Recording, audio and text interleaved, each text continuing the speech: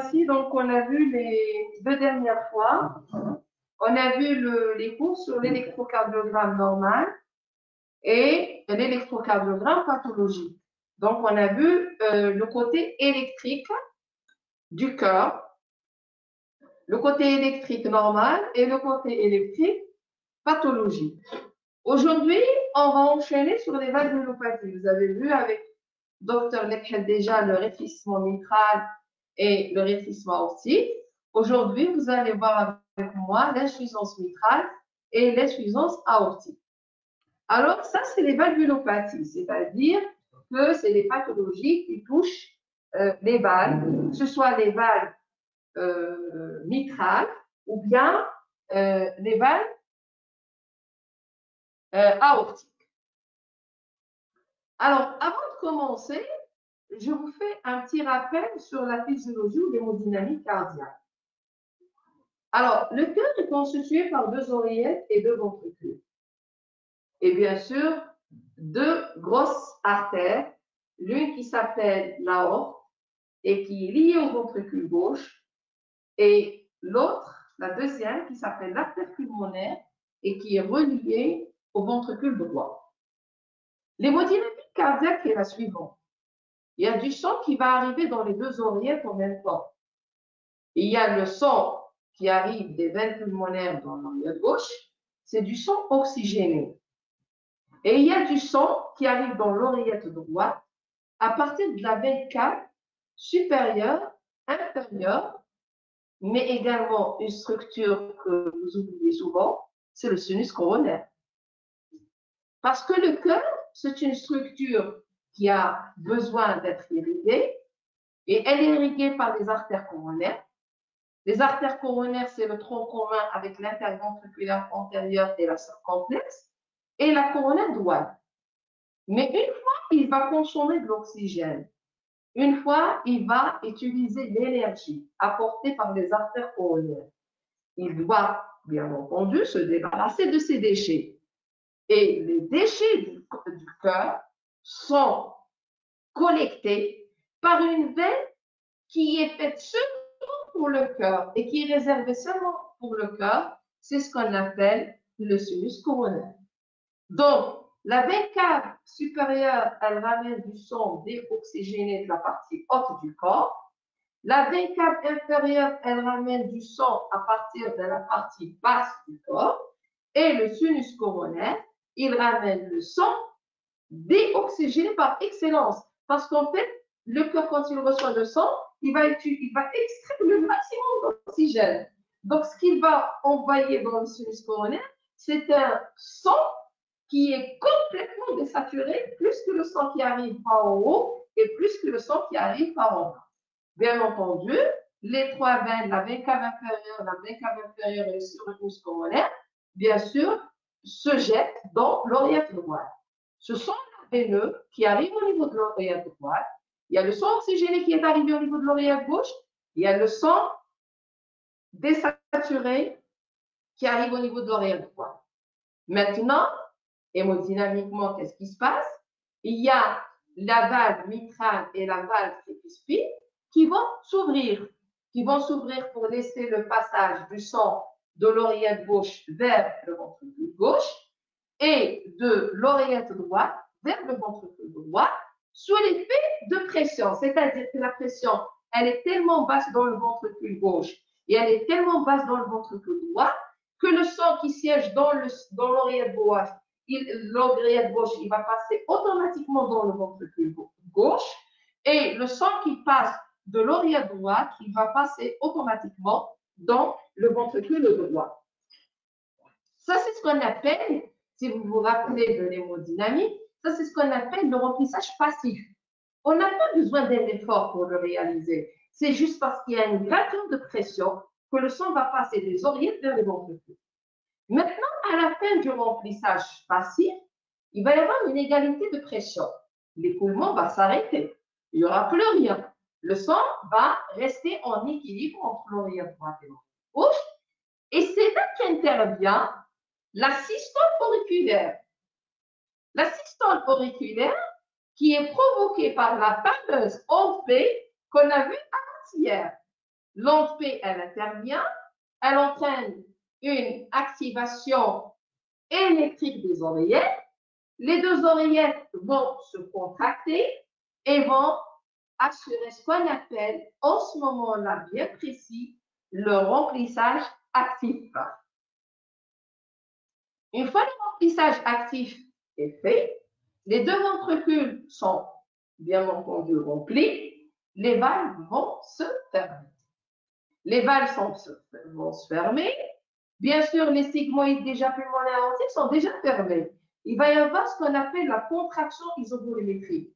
C'est durant cette phase-là que le cœur il va se contracter pour développer une certaine énergie qui va lui permettre de provoquer une hyperpression dans les ventricules pour ouvrir les sigmoïdes. Il va ouvrir les sigmoïdes aortiques d'une part, il va ouvrir les sigmoïdes pulmonaires d'une part pour éjecter le sang dans l'aorte et dans l'artère pulmonaire. Dans l'aorte pour que le sang se passe dans la circulation sanguine générale, systémique, pour irriguer tous les organes, et dans l'artère pulmonaire pour que ça passe dans les poumons pour que le sang soit oxygéné de nouveau. Donc, la phase où normalement les sigmoïdes sont fermés et la valve mitrale est fermée, les sigmoïdes aortiques sont fermés, la valve mitrale sont fermées d'un côté, pour le ventricule gauche, et les sigmoïdes pulmonaires sont fermés et la valve tricuspide sont fermées. Ça, c'est ce qu'on appelle la contraction isovolumétrique. Et puis, au moment de l'éjection, c'est ce qu'on appelle le temps éjectionnel. C'est au moment où les sigmoïdes pulmonaires et les sigmoïdes aortiques vont s'ouvrir. Donc, la physiologie humaine, la physiologie normale, c'est que la valve mitrale doit rester fermée durant la période là où il y a la contraction isovolumétrique, là où il y a le moment de l'éjection. Pourquoi? Parce qu'on n'a plus besoin d'envoyer le sang dans l'oreille gauche, mais on a besoin d'envoyer le sang dans la haute.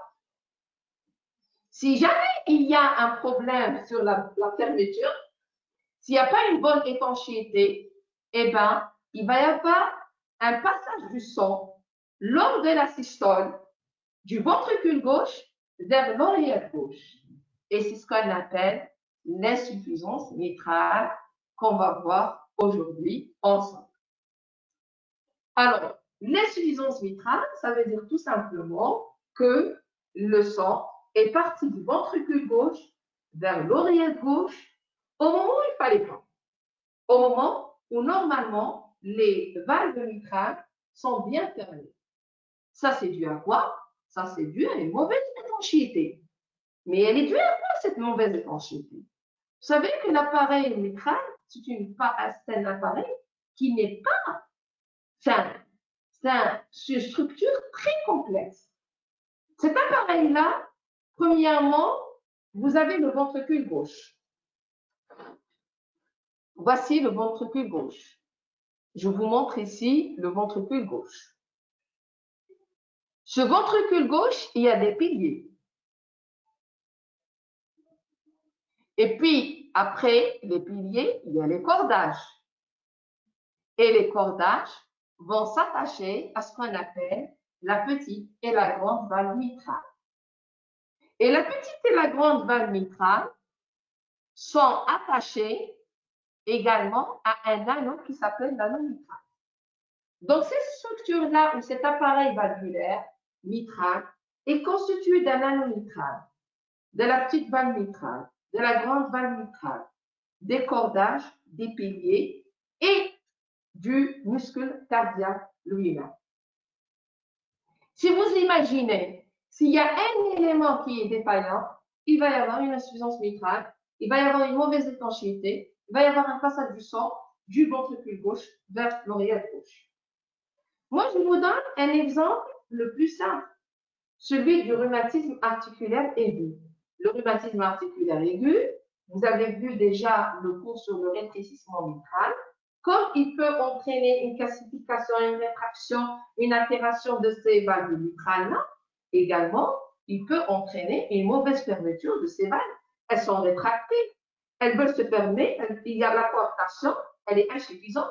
Et si la coartation, elle est insuffisante, le sang, il va passer du ventricule gauche vers l'oreillette gauche. Vous imaginez si jamais quelqu'un il avait une endocardite infectieuse. Une endocardite infectieuse avec une perforation de la valve ou bien avec une rupture d'un cordage. Ça peut entraîner une insuffisance mitrale. Parce que si le cordage est rompu, il y aura également une fuite de sang dans l'oreillette gauche.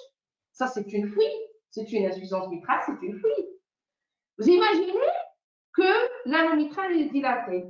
L'anneau mitral est dilaté parce que le malade fait une cardiomyo, parce que le ventricule gauche il est dilaté. Pour une raison X.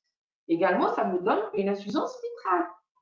Supposons que le malade il a fait un infarctus du myocarde. Si le malade il fait un infarctus du myocarde, ça veut dire tout simplement, supposons que cette partie-là, elle est nécrosée.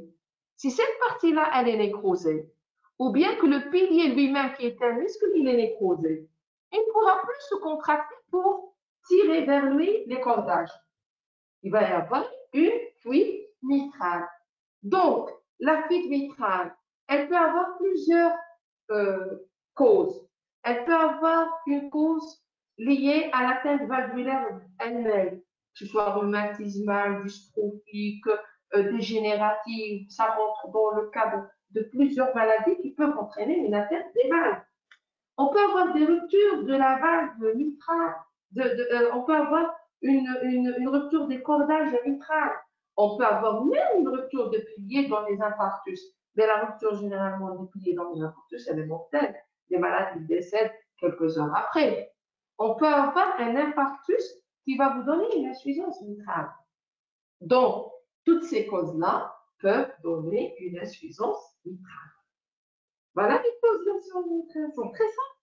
Soit une atteinte valvulaire, soit une atteinte sous-valvulaire. Sous-valvulaire, c'est quoi? C'est les cordages, les piliers et les musculines. D'accord? Donc, ce sont les causes de l'insuffisance mitrale. Maintenant, quelle est la physiologie, la physiopathologie de l'insuffisance mitrale? Qu'est-ce qui se passe? La valve, elle commence à s'altérer. Il y a deux tableaux cliniques. Il y a le tableau aigu et le tableau chronique. Je vais vous parler d'abord du tableau chronique, auquel le malade s'adapte. Tout ce qui est chronique, on s'adapte. Tout ce qui est aigu, c'est un bouleversement dans notre vie. C'est la même chose pour le cœur. C'est un bouleversement pour le cœur. Alors, pour l'insuffisance mitrale chronique, c'est le cas du rhumatisme articulaire aigu. Le rhumatisme articulaire aigu, il va entraîner une altération des valves, de l'endocarde valvulaire. Avec le temps, les valves vont se rétracter progressivement. La rétraction des valves entraîne du sang qui va passer du ventricule gauche vers l'oreillette gauche. Donc, l'oreillette gauche, elle reçoit quoi? Elle reçoit le sang qui va venir des veines pulmonaires et elle reçoit le sang qui va venir du ventricule gauche. Une source non désirée. La source désirée, c'est les veines pulmonaires. La source non désirée, c'est le ventricule gauche. On n'a pas besoin de rajouter du sang du ventricule gauche à l'oreillette gauche. Mais l'oreillette gauche, elle se dit, j'ai un plus de sang. Elle a une grande quantité de sang. Donc, l'oreillette gauche, qu'est-ce qu'elle commence à faire? Elle commence, premièrement, à s'hypertrophier, à se dilater. Et parce qu'il y a du sang de plus qui va rentrer. Déjà, il y a une surcharge volumétrique de l'oreillette gauche. Et la surcharge volumétrique, par la suite, elle va entraîner une hypertrophie de l'oreillette gauche. Mais lors de la diastole suivante, le sang qui est reparti du ventricule gauche vers l'oreillette gauche, il va retourner vers le ventricule gauche. C'est-à-dire que le sang qui arrive dans le ventricule gauche, ce n'est pas seulement le sang qui est venu des veines pulmonaires, c'est le sang qui est venu des veines pulmonaires et le sang qui est passé du ventricule gauche lors de la diastole précédente, du ventricule gauche vers l'oreillette gauche. C'est-à-dire qu'il y a une surcharge volumétrique. Le ventricule gauche, il se retrouve face à une surcharge volumétrique. Le ventricule gauche se dilate. Au fil des années, une goutte plus une goutte, une goutte, elle va vers l'oreillette gauche, mais elle va redescendre dans le ventricule gauche. Elle passe du ventricule gauche vers l'oreillette gauche, mais l'oreillette gauche, elle va lui dire non, tu dois retourner. Mais elle retourne avec le sang qui vient des veines pulmonaires. Donc, il y a toujours un surplus. Toujours, il y a du sang qui se rajoute. Il y a un volume qui se rajoute. Il y a une surcharge volumétrique. Cette surcharge volumétrique, c'est quand est-ce? C'est au moment de la diastole. C'est au moment du remplissage. À chaque remplissage, le ventricule gauche, il reçoit plus. Il se dilate. Il se dilate, il se dilate. Et comme vous avez vu l'année passée avec moi, la loi de Starling, je vois si vous avez une bonne mémoire. La loi de Starling, on a dit que la fibre s'étire, s'étire, s'étire. Et à un moment donné, il va y avoir complètement une sortie des fibres et la fibre, elle devient complètement faible. Elle ne pourra plus il va y avoir ce chevauchement-là entre les fibres. Les fibres vont sortir, et hop, la dilatation et le malade, il va tomber en insuffisance cardiaque. Vous voyez qu'est-ce que ça donne l'insuffisance mitrale? L'insuffisance mitrale, elle donne une surcharge volumétrique. Cette surcharge volumétrique-là diastolique, qui avec le temps va entraîner un étirement des fibres, jusqu'au moment où la fibre, elle ne pourra plus revenir sur sa position initiale et il y aura une chute de la courbe de Starling qu'on a vu l'année passée ensemble. Et je vous ai montré même des schémas et le malade tombe en insuffisance cardiaque. Le ventricule gauche maintenant, il ne peut plus se contracter. Il va y avoir une stagnation du sang dans le ventricule gauche. Le débit aortique, il va baisser. Les pressions au niveau de l'oreillette gauche vont être très, très élevées. Cette pression au niveau de l'oreillette gauche va retentir sur les veines pulmonaires, sur la circulation pulmonaire, et le malade, avec le temps, il va faire ce qu'on appelle une hypertension artérielle pulmonaire. L'hypertension artérielle pulmonaire, elle va constituer un barrage barométrique pour le ventricule droit. Le ventricule droit, il veut éjecter du sang et il trouve un barrage barométrique. Il doit s'hypertrophier. Avec l'hypertrophie, à un moment donné, il lâche. Il devient dilaté. L'anneau tricuspide se dilate. L'insuffisance tricuspidienne s'installe et le malade, il revient non seulement dans un tableau d'insuffisance ventriculaire gauche, mais également dans un tableau d'insuffisance ventriculaire droite.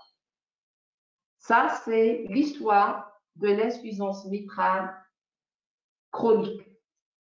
S'il s'agit d'une insuffisance mitrale aiguë, si jamais il y a une rupture des piliers, une rupture des cordages, le sang, une grande quantité, elle va passer directement dans l'oreillette gauche. L'oreillette gauche, elle ne s'est pas préparée. Elle a une petite taille. Elle ne s'est pas habituée à un grand volume. Et du coup, elle reçoit un grand volume.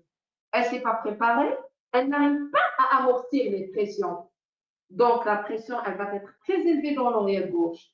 Si elle va être très élevée dans l'oreillette gauche, elle va être très élevée dans les veines pulmonaires. Si elle va être très élevée dans les veines pulmonaires, elle va être très élevée dans la circulation pulmonaire. Et hop, le malade, tout de suite, il va vous faire un œdème aigu du poumon. Un œdème aigu du poumon, vous prenez le cliché thoracique, vous voyez que les poumons sont blancs, le cœur est petit. Parce que le cœur n'a pas eu le temps de se dilater. Et c'est généralement des tableaux foudroyants qui peuvent donc emmener le malade. Voici la physiopathologie. Elle est très simple. Les causes sont très simples. C'est vrai. L'insuffisance mitrale, sa définition, elle est très simple. Maintenant, qu'est-ce qu'elle donne de point de vue clinique? C'est clair que dans un premier temps, s'il s'agit d'une insuffisance mitrale aiguë, c'est un tableau foudroyant. C'est l'œdème aigu du poumon qu'on n'arrive pas à juguler et parfois le malade passe. S'il s'agit de la forme chronique, le malade il s'adapte. On a vu la classification de la MIHA l'année passée dans la sémiologie. Vous vous rappelez? Les signes fonctionnels. Le malade, il commence à avoir une dyspnée quand il fait un grand effort. Avec le temps, il commence à devenir dyspnéique au moindre effort. Il n'arrivera même pas à faire ses fonctions habituelles. Et puis, avec le temps, il devient très dyspnéique, il devient très essoufflé, il devient très asthénique parce que le débit cardiaque est insuffisant. Et puis, ce malade-là, il devient très asthénique, très essoufflé et au maximum, il va commencer à faire des râles crépitants au niveau des poumons. Ça veut dire qu'il commence à faire de l'insuffisance ventriculaire gauche. Et si vous allez l'examiner, vous allez trouver qu'il fait de l'insuffisance ventriculaire droite, c'est-à-dire qu'il va se plaindre des œdèmes des membres inférieurs, il va se plaindre des pathologies. C'est là les signes fonctionnels. Maintenant, les signes physiques, c'est le rôle du médecin. Le médecin, bien entendu, quand il examine un malade, il commence par l'interroger. Monsieur, vous êtes dyspnéique depuis quand? Il vous dit depuis des années. Mais cette dyspnée, elle est devenue de plus en plus accentuée. Le malade, il vous dit, moi, j'étais bien, mais maintenant, avec le temps, je commence à devenir asthénique, je commence à devenir, etc. Il vous dit, j'arrive plus à dormir la nuit, je fais de l'orthopnée, je suis obligé de faire plusieurs oreillers. Vous commencez à douter. Là, le malade, il fait de l'orthopnée. D'accord? Et puis, vous allez examiner votre malade. Vous commencez toujours par, bien entendu, l'inspection. Voyez la morphologie du thorax. Et si vraiment on est arrivé à une insuffisance mitrale importante, eh bien, vous allez voir que, voici donc là ce que je voulais vous dire depuis tout à l'heure. La physiologie, de chronique, voilà. Ce que j'ai et l'examen physique. Donc, l'inspection, vous pouvez voir que le champ de pointe est dévié vers le bas et vers la gauche. Et la palpation, si vous mettez votre main, vous allez sentir le bruit de ce souffle-là. Il vous donne ce qu'on appelle des échos tactiles, ce qu'on appelle le frémissement systolique dans la région aplexienne. Et puis, un stade plus tardif, vous pouvez avoir le signe de Ramsay qu'on a vu l'année passée, c'est la sémiologie, c'est quand le ventricule droit, il est hypertrophié et dilaté, on peut le palper au niveau de la région sous-psychoïdienne. L'auscultation maintenant. L'auscultation, vous avez le souffle fameux, le souffle apexien. Ce souffle fameux-là, holosystolique, commençons dès le premier bruit et se poursuivant jusqu'au deuxième bruit, bien entendu, de timbre doux, on jette pas peur, et à réagir dans les selles. Il suit le jet, parce que le jet, il va du ventricule gauche vers l'oreillette gauche. C'est pour cette raison que vous avez l'intensité qui va vers les selles. Et son intensité, bien entendu, elle est variable selon le volume de glucosité, selon le débit cardiaque. Voilà, je vous donne juste un petit comment on l'entend. Généralement, on l'entend comme ça. C'est comme ça qu'on entend le timbre de l'insuffisance mitrale, bien entendu, ou bien au niveau du palier apexien.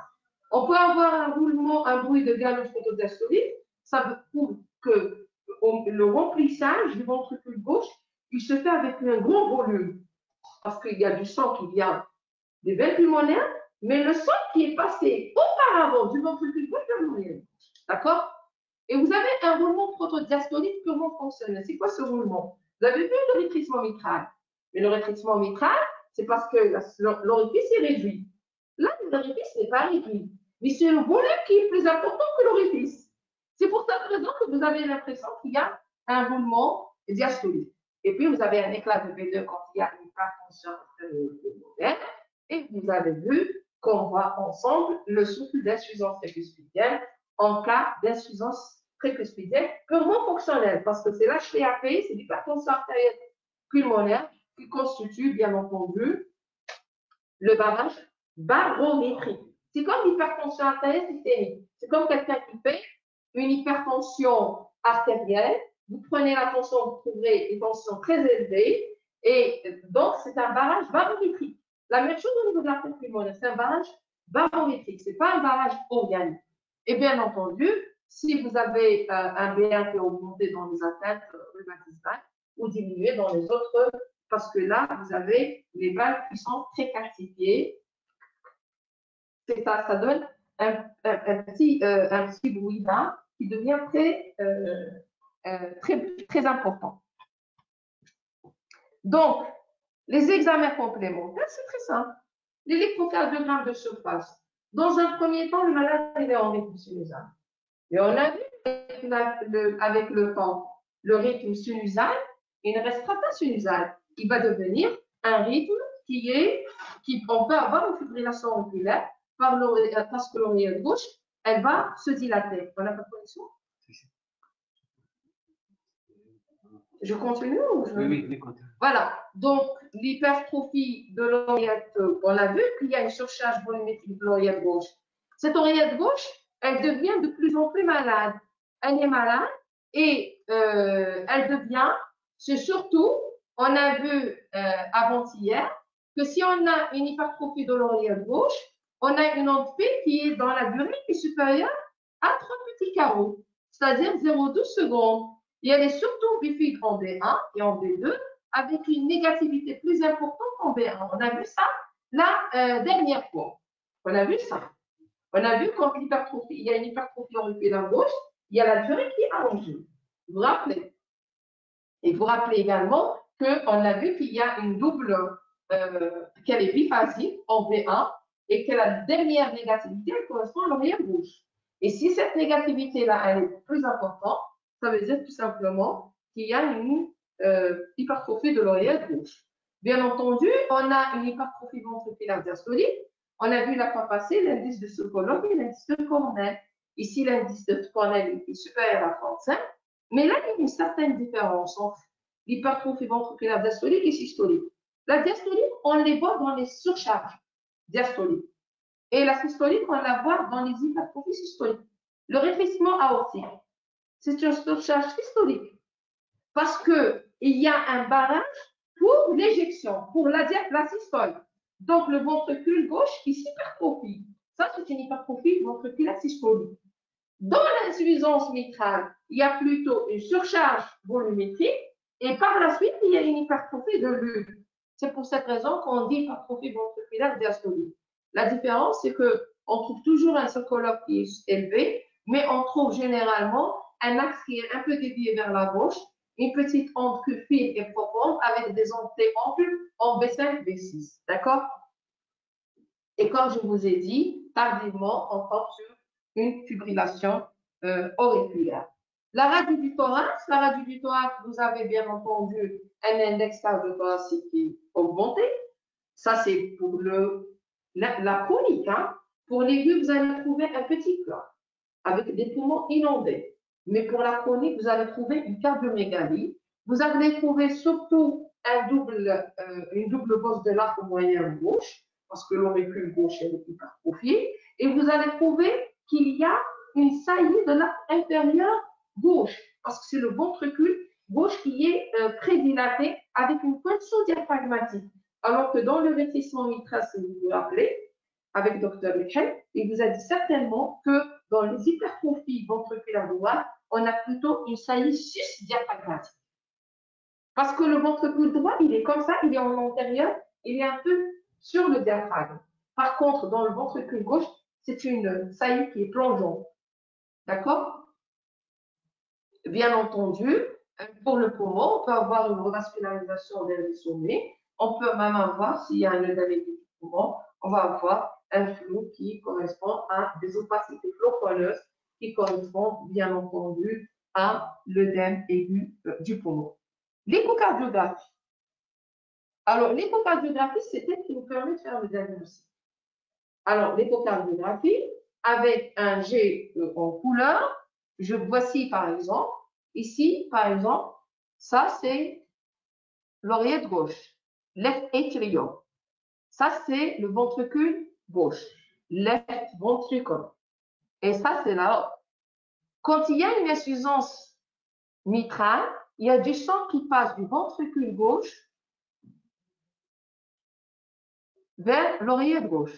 Et voici la mosaïque qui fait qu'il y a du sang qui passe du ventricule gauche vers l'oreillette gauche. Et cette mosaïque-là qui montre la turbulence. Chaque fois qu'il y a du sang qui est en état de turbulence, on le voit sous forme d'une mosaïque de couleurs. Et voici donc un cas d'une insuffisance mitrale. L'insuffisance mitrale, elle va vous permettre de voir les valves. L'échocardiographie, elle va vous permettre d'étudier les valves, de voir les cordages, de voir les piliers, de mesurer la fraction d'éjection du ventricule gauche, de voir la taille du ventricule gauche, de voir la taille de l'oreillette gauche, de connaître l'étiologie de cette insuffisance mitrale. Est-ce qu'il y a une perforation des valves?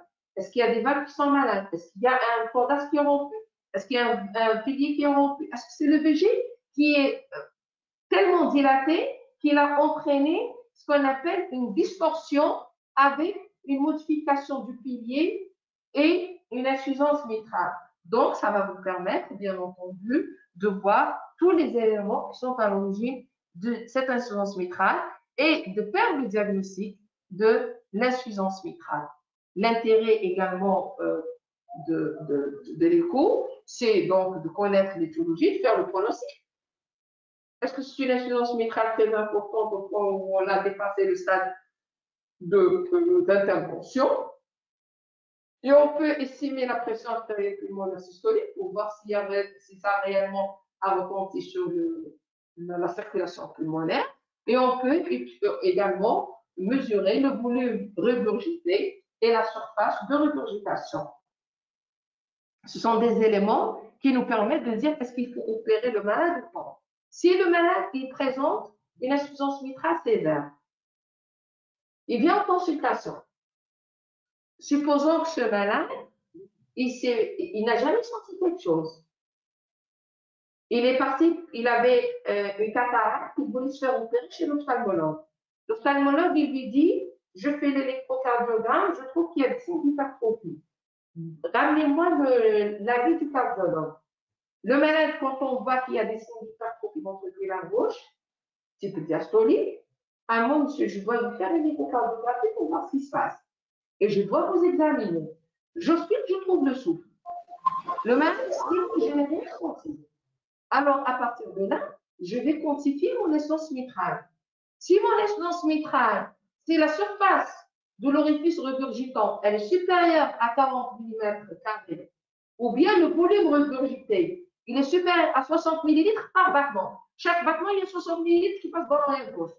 Ça, c'est une insuffisance mitrale qui est sévère, organique sévère. Par contre, ça, dans le cadre rhumatismal, où c'est l'atteinte de la valve, supposons que le malade il a un infarctus. Et cet infarctus-là qui a donné une insuffisance mitrale, c'est-à-dire que la paroi du ventricule gauche qui ne bouge pas bien, qui ne se contracte pas bien, qui ne tire pas bien sur le pilier, qui ne tire pas bien sur les cordages, qui ne tire pas bien sur les valves. Là, on est devenu plus exigeant. 20 mm pour la surface de l'orifice regurgitant, ça suffit pour dire qu'elle est sévère. Et 30 ml, le volume regurgité, il suffit pour dire que c'est sévère. Pourquoi? Dans l'insuffisance mitrale, où la valve seulement qui est touchée, le ventricule gauche, quand même, il peut supporter. Même si c'est 40 mm², même si ce sont 60 ml par battement, il peut supporter. Mais dans l'insuffisance mitrale ischémique, le myocarde, déjà, il est faible. Comment vouliez-vous lui rajouter encore plus? C'est pour cette raison qu'on divise de moitié. La moitié suffit pour dire qu'elle est sévère. Pourquoi? Parce que le ventricule gauche, lui-même, est malade. Sans parler de la valvulopathie.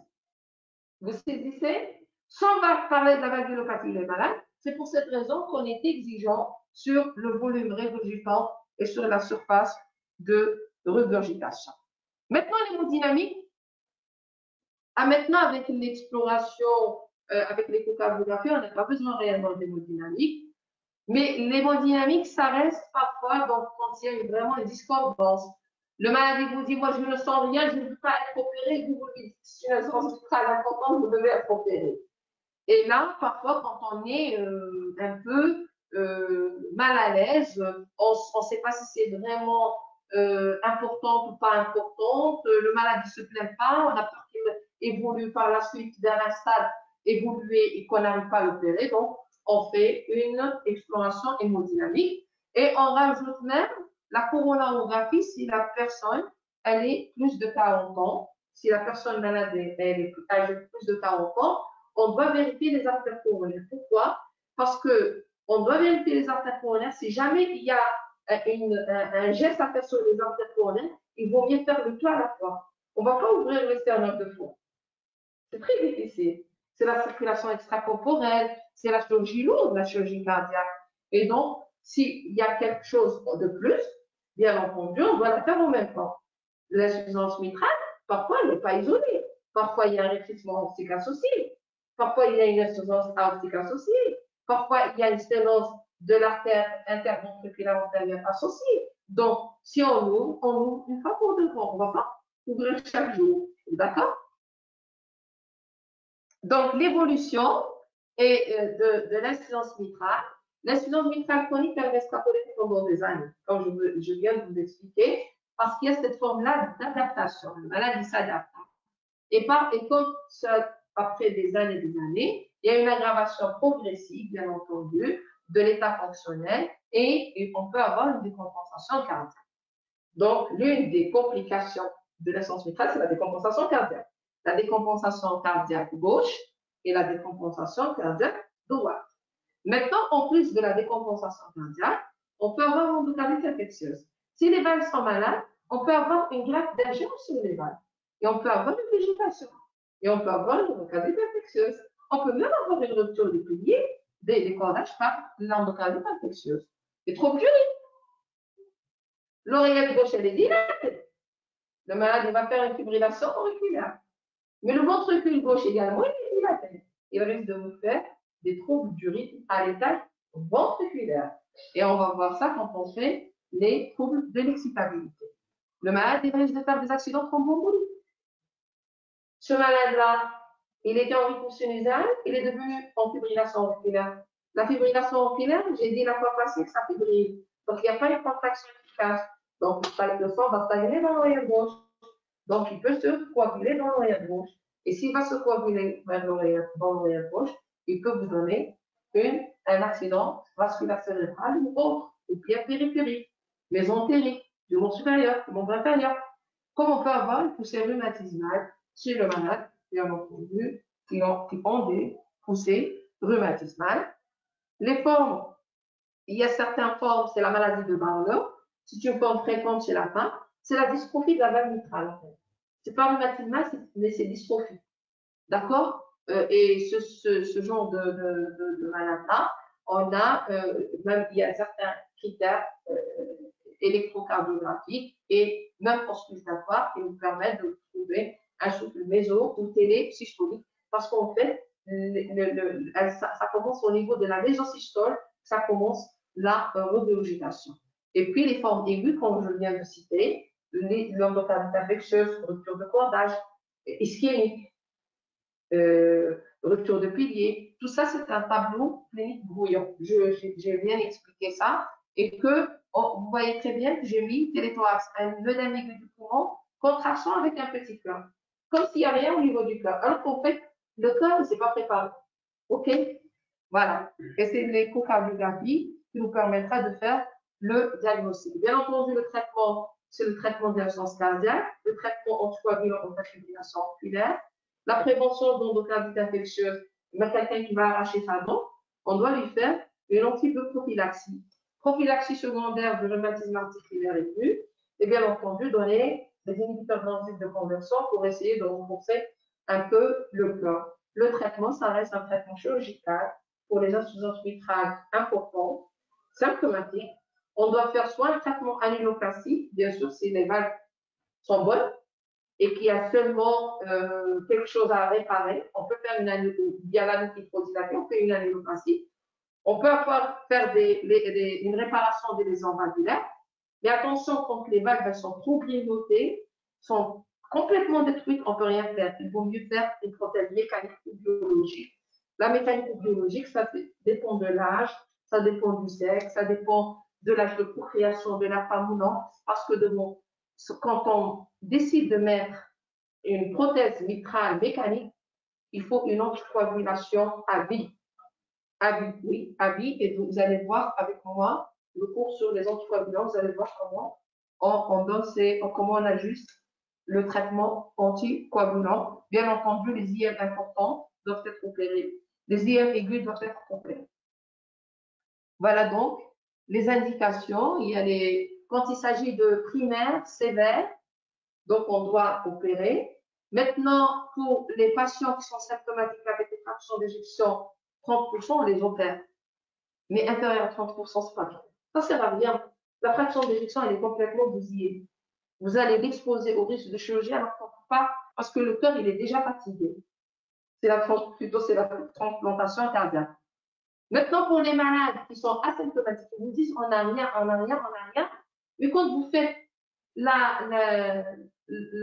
surface de regurgitation, bien le volume de regurgitation est important, vous êtes un peu mal à l'aise. Mais vous pouvez utiliser la fraction d'éjection. Si la fraction d'éjection est inférieure à 60%, il faut opérer. Si le diamètre télésystolique du ventricule gauche est supérieur à 45, il faut opérer. S'il y a une PAPS supérieure à 50, il faut opérer. S'il y a une fibrillation auriculaire, il faut opérer. D'accord? Et on opère toutes les formes secondaires, bien sûr, sévères. Maintenant, pour les malades qui présentent une essence mitrale ischémique, si la fraction d'éjection reste supérieure à 30%, et s'il y a une indication de pontage, on peut opérer le mal.